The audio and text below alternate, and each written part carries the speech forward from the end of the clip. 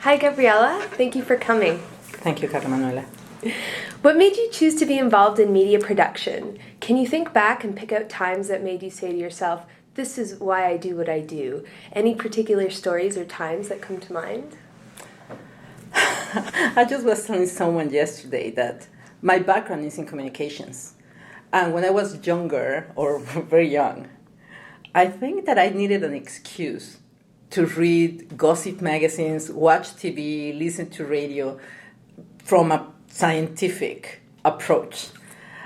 So I think that I got into media because I like people, I like communications. I shouldn't say it, but it's true, I'm very good in my writing. So I thought, well, I have the skills and I have the interest. And also I have an excuse to go to the theater, to go to the movies, and have an approach as a social scientist. Because one of my teachers, I remember, he said, once that you go through this program, you will never watch or see anything with the same eyes. And he was absolutely right. So I think that was one of my first points. About the moments when I feel that, oh, this is what I should be doing, I really haven't had one that is like, oh, my life is worth just because of this.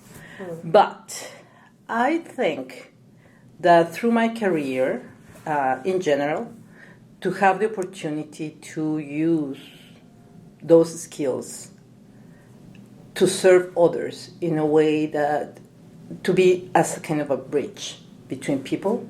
I love that part. And particularly here, when I got involved producing TV and co-hosting a TV show in Ottawa for the Latin American community, for me it has been a great experience because it's a way that I can give back to the community using the best Spanish that we can use, trying not to mix the language, and showcase not only the cultural, very well-known expressions of the Latin American community, meaning celebrations, parties, and some kind of vernacular music, but also showcase the very talented people that we have in the community, the people that are going beyond the responsibilities in the agencies working to help not only Latin American people, but to help people to get integrated into this community in Ottawa. So for me, when I hear that, oh, I saw your program, oh, I watched your show, you were there, oh, I didn't know about this, that makes it absolutely worth it. And it's not about me. Really, it's for me the opportunity to have an outlet for people that maybe don't have it. And so that's it. So I just love it. Since producing and hosting the Rogers TV Ottawa show Revista Latinoamericana, what changes have you noticed in the lives of people in Ottawa's Latin American community that you would say your show has helped to produce? I don't really think we have done that. It would be very pretentious saying, oh, we really changed the life of those people. But I want to think that for some of the guests that we have had, some of the people that we have interviewed, it has been the first opportunity for them to be recognized of what they do here. Because most of us, older people, maybe not the second generation or first generation that are right here very young, older people like myself, when we got here, we had to reinvent ourselves. We used to be so-and-so, Mrs. So-and-so, doctor, advocate, you name it. And here, we have to change that. So for some of those people to be recognized in their new role, it's amazing.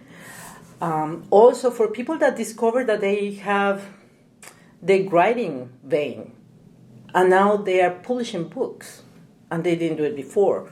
Or for people that maybe they didn't perform or did any kind of artistic expression on stage in their original countries. And here, they are integral part of the community. So I want to think that what Revista Latinoamericana has done is to offer that space so people can be known and recognized in a way that maybe they were not. So, and we are just, the way I see it, we are just a part of a larger chain, and we are just part of this system that where we are involved. That, I wouldn't say that life has changed. It has changed for me, and I can talk about more the personal part, because it has given me the opportunity to appreciate the Latin American culture at large. Because, of course, I am from Mexico. So, of course, North America ends in Mexico. Mm. So, for me to learn about other cultures, other expressions in my own language, to have the opportunity to, well, I've been in some countries in South America, but it's like have that richness here makes me very, very proud. I'm very happy to have this opportunity. It's a privilege. What role does Revista Latinoamericana play in the lives of international students from Latin American countries? I think that we don't really have a role.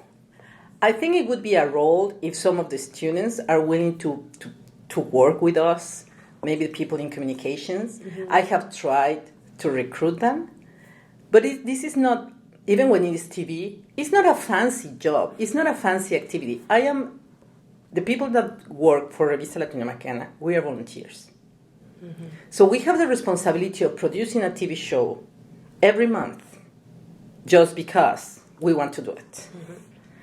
So some people don't like that because you have deadlines, your guests don't come, people tell you didn't send the cameras. Well, it's not in my hands to do all those things because we are just a little thing. We are one of 23 international TV shows produced in Ottawa. So we're part of the multicultural window. But so the students, international students, well, they could have a placement, they could do things. Yes, I would love that. They would bring us up to speed in so many things. But culturally, I don't think we have any influence because the way I perceive it, and I might be wrong, all the students are trying to stay here or to get back to their countries. So what they really want to see and to know is mainstream Canadian, Anglophone, Francophone community.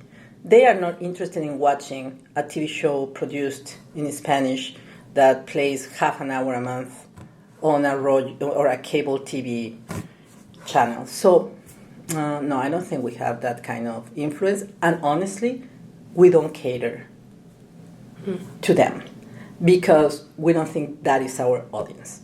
Our audience is mainstream Canadians, Anglophones, Francophones that are very interested in learning about Latin American culture and that maybe they are learning Spanish or they have some Spanish and they are interested in, let's see how it goes. But our main target are children and adults that are not that comfortable in watching or learning some things in either English or French, or that are very interested in knowing what are the services or activities going on in Ottawa for the Latin American community. Yeah.